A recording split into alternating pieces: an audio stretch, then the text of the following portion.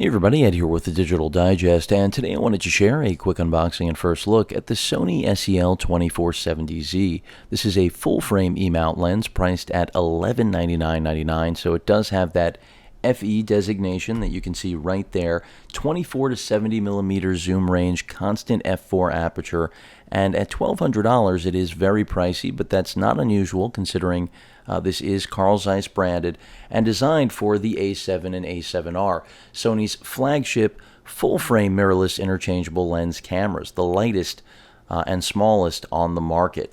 So really redefining our expectations for full-frame performance in terms of camera body size. Sony has a big challenge ahead with actually making lenses to match. This is the first legitimate zoom lens for the lineup. I say that because the only other zoom right now is the actual kit zoom included with the A7, which I have right here, ironically attached to the A7R, which Sony does not anticipate most A7R users would actually want. That's why there was no kit and still is no kit option available for the A7R. So with that out of the way, nothing much to really show on packaging here. For those of you wondering, this is not made in Japan, it is made in Thailand.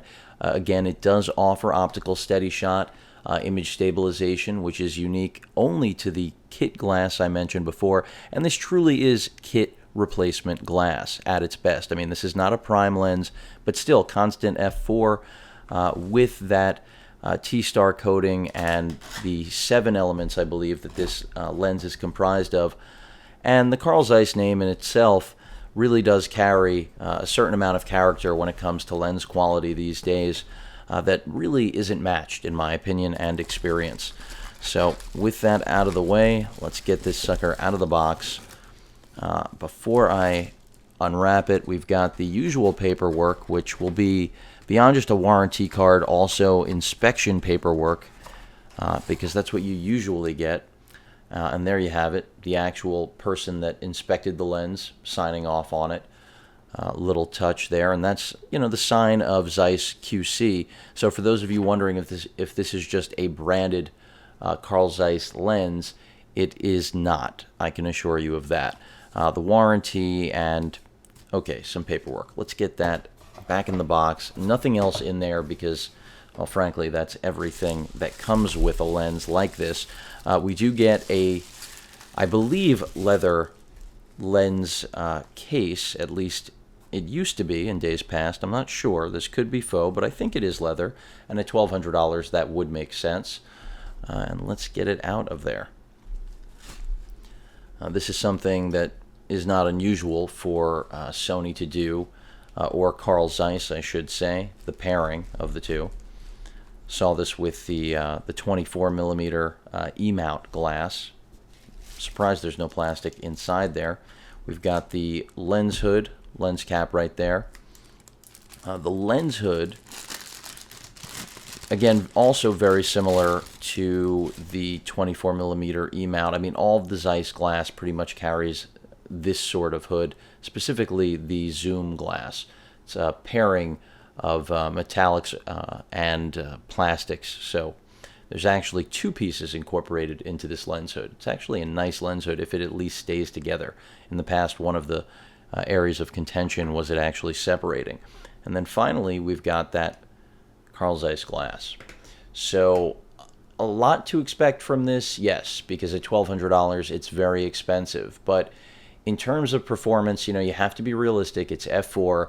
Build quality, I can tell you right now, for those of you who thought that this was going to be in any way similar to the handling of the kit glass that has a very similar range to the 2470 offered here, as well as I mentioned, stabilization, I can assure you right now there's a heft to this lens that clearly lets you know in advance you're dealing with a different class of quality when it comes to glass.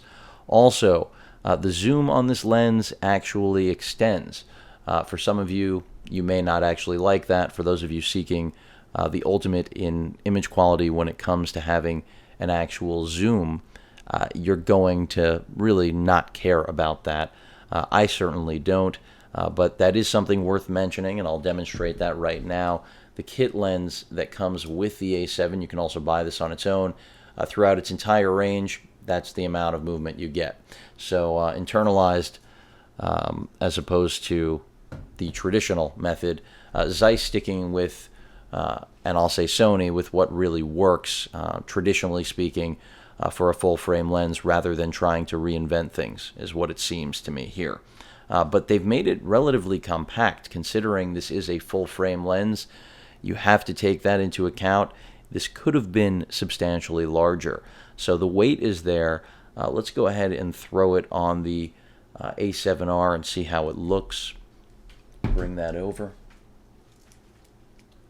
And for comparison, here it is next to, of course, no cap on the rear there, but substantially larger than the kit glass, as you can see.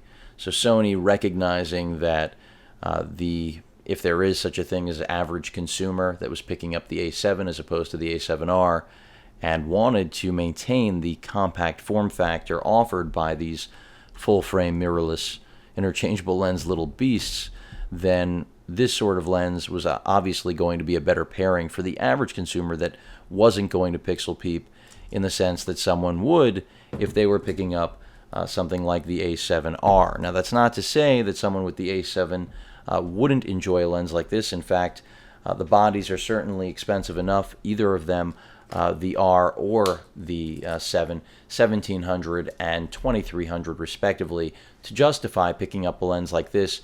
The other lenses that are out there right now, you've got the 35mm f2.8, the 55 f1.8, and then eventually we'll see the zoom, the 70-200, which I plan on getting my hands on eventually, because that'll really complete the range for me between this being the A7R with this pairing, the RX1 for my 35mm shots, and then having that zoom capability on a camera like this is really just, again, unmatched.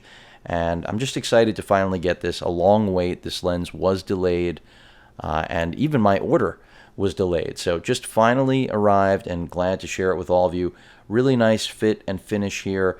Also, just a complete quality feel. This does not feel like we're working with NEX cameras of days past, and I'm not saying that to insult the NEX line. Sony has achieved their goal here, in my opinion.